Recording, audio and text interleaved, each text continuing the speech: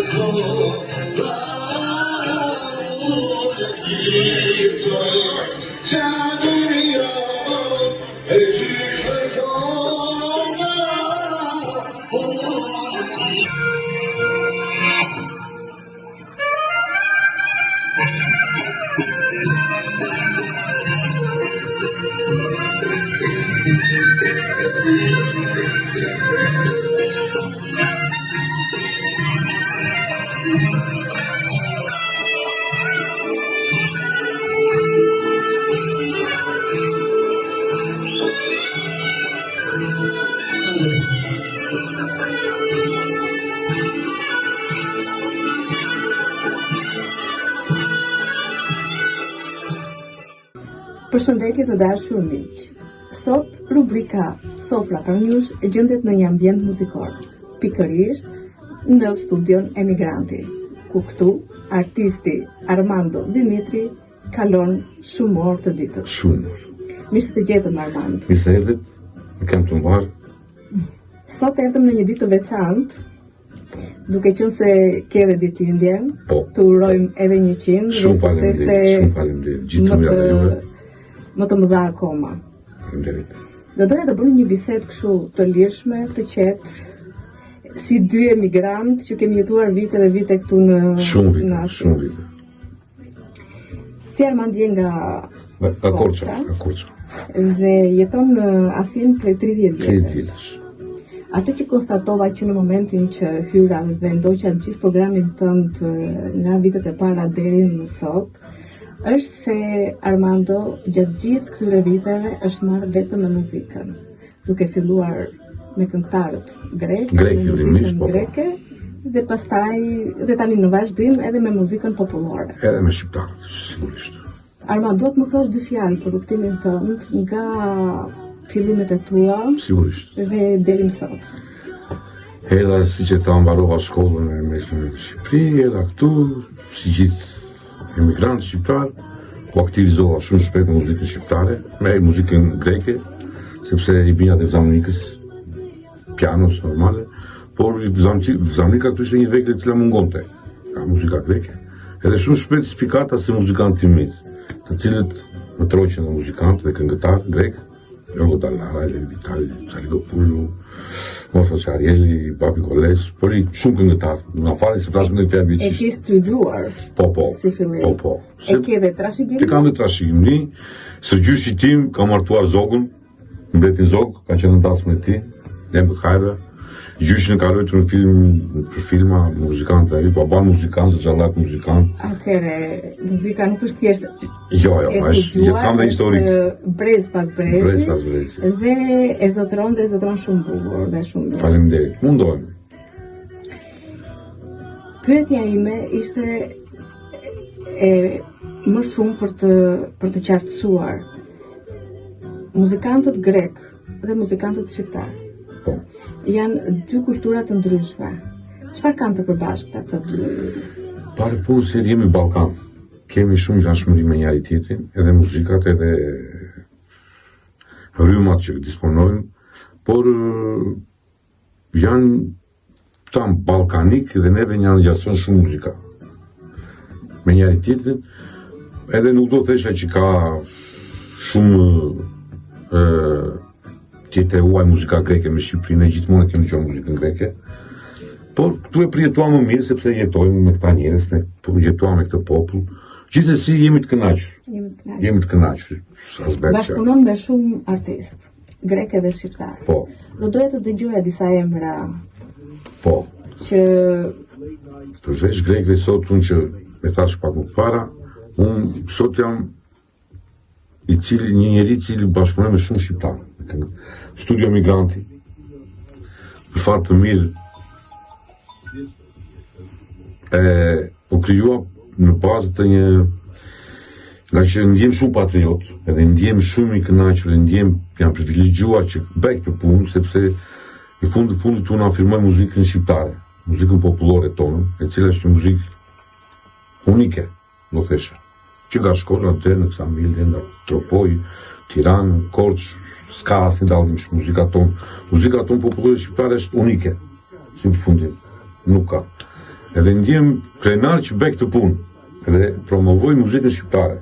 Këtu në Greqi, me këngëtarët, sepse mos harrojmë se shumë këngëtarët sot që na dëgjojnë dhe ja që janë në treg, janë shumë këngëtarë të dolën nga populli i imigracionit, nga brezim, nga emigrantët. Të isha Uli Baka, të isha Alex Micka, të isha Lirin Gjon Byba, të isha Kita Qaroshi, të isha shumë këngëtarë që dolën nga këtu, nga Athina, nga ky brez.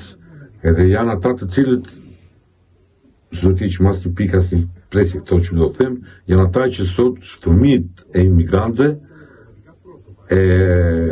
mirë mbajnë dhe dëgjojnë muzikën shqiptare tonë. Kërcejnë, paruar sigurisht edhe shumë nga organizatorët që krijuan një ambient për të përfaqësuar muzikën shqiptare, të cilët neve këtu vinë mbajnë muzikë dhe fëmijët tanë të tim, të gjithë shqiptarëve, dëgjojnë muzikë shqiptare, dëgjojnë shqip, dëgjojnë muzikë. Pra kjo është një arritje madhe. Pa dashur kemi bërë një gjë të madhe. Pak më parë, më bërë përshtypje se dëgjova një këngë të tuaj të re. Po. Dua ta vëm portrat se laiku. Sigurisht. Në sfond është kënga që ka të bëjë me Ifilia Mas, që është shoqëria, është historia e dy vajzave, e njëra jeton në Shqipëri dhe tjetra jeton emigrante në Greqi. Takohen pas shumë vitesh dhe këndojnë këtë këngë në të dyja gjuhët. Ku ka gjë më të bukur të bashkosh dy kultura dhe dy gjuhë. Kjo këngë është e realizuar, gjendet në YouTube, është e përfunduar me videoklipë dhe me gjithë. Më vonë do ta ndjekim dhe të gjithën bashkë. Leni Saraguda, ka Korça, edhe Blenda Habibi nga Tirana, e cila janë dy shqiptare, po vërtet është një histori shumë plekse, sepse ishte shoqe, u ndan, edhe krijuam edhe një këngë e cila disponon shumë në marrëdhëniet e dy njerëzve, edhe është dhe do të dëgjojmë në dyja vendet. Po në dyja vendet. Është vërtet një këngë shumë e madhe. Armando, dua të të pyes, sa orë kalon Armando në këtë ambient në këtë studio? Shumë orë, 12, 13, 15 orë, gjithkohës. Jam këtu. Kohët e fundit kemi konstatuar se teknologjia ka ecur shumë përpara. IT-ja ka vënë duart edhe në muzikë. Në muzikë. Kjo është një plag që ju prek edhe juve si artist, duke qenë se muzika dëgjohet tashmë kudo dhe IT-ja ka hyrë shumë vëllshëm. Sa e dëmshme është për muzikën origjinale dhe për këngën origjinale? Shumë e keqe, shumë, sepse është një gjë që është një pa shpirt, një gjë e bërë nga një mbërdhaj dhe qëtë inteligjencë artificiale.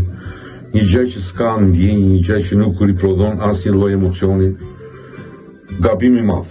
Por gjithsesi jetojmë në kohën e teknologjisë, jetojmë në një kohë e cila ka momente që ju ndihmon juve si artist? Nuk do thesha kaq se na ndihmon, përveç se na prish punën.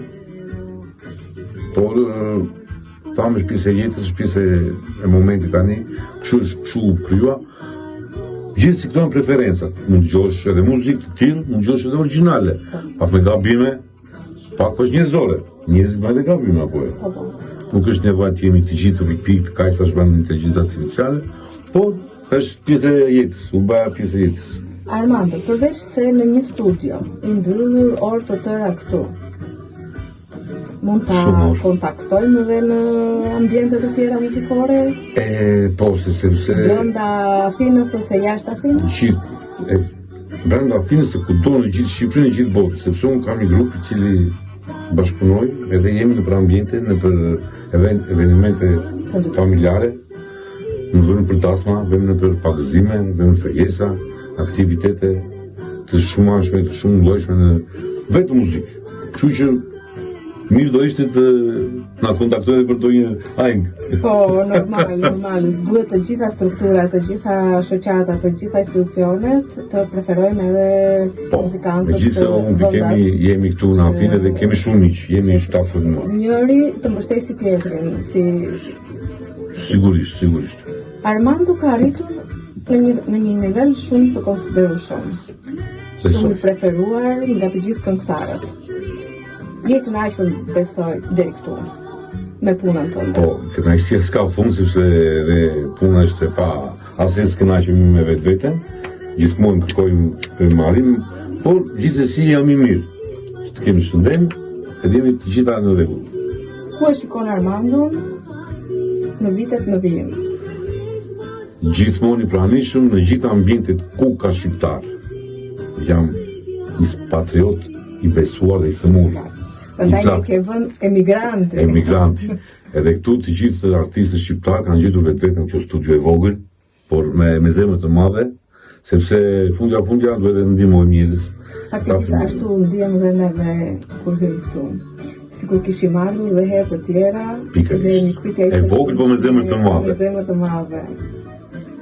Armand, dua një mesazh për artistët, për bashkëdhetarët, për ata që duan ta ndjekin këtë rrugë, duan të shfaqin talentet e tyre.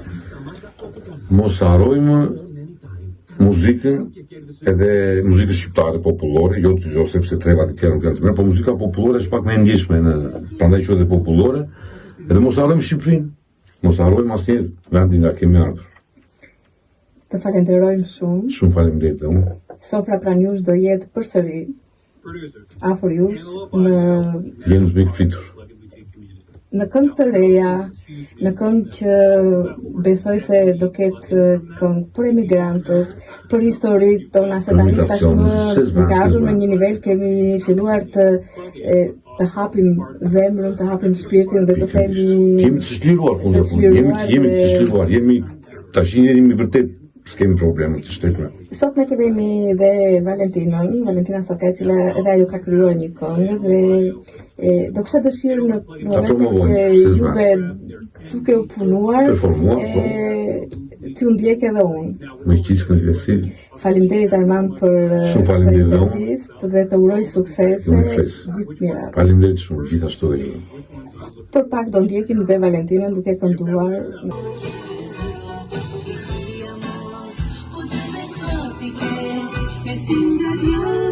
Gratis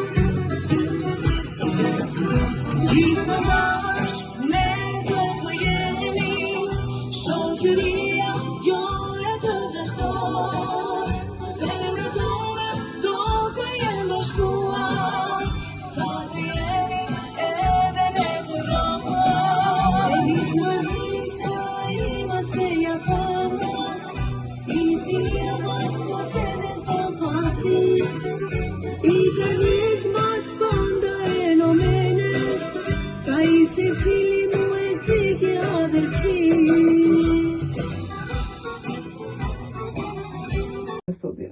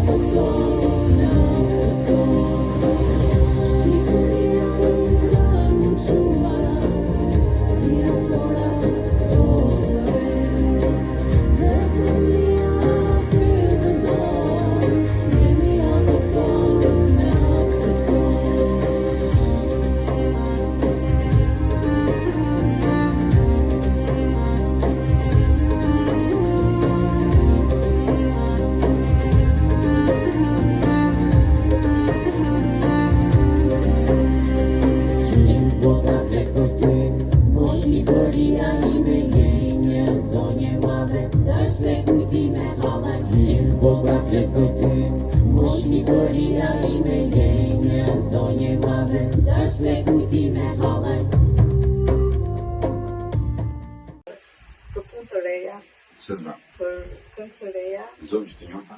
Je mirë pyetur gjithmonë në studion tim. Faleminderit. Ne do të bëjmë disa për një këngë, do të bëjmë për komunitetin. Patjetër, pse jo. Dhe gjatë në vazhdim neve po prapë të vazhdojmë, të dëgjojmë pjesë nga aktiviteti jotë, të regjistrojmë disa gjëra. Kjo është e gjithë ideja që jo se ti nuk je i njohur në komunitetin tonë, por duke dalë në ekran, është një shenjë vlerësimi që ne si komunitet të themi një faleminderit të madh për atë çfarë afron tek bashkëdhetarët tanë. Faleminderit shumë vazhdoni juve, dhe vazhdoni gjithmonë promovoni të gjithë punën e të gjithë aktivitetet e shqiptarëve. Jo vetëm muzikën, jemi të gjithë këtu, njëri me tjetrin. Kjo ishte rubrika për sot. Miru takofshim në rubrikat e ardhshme. Bravo.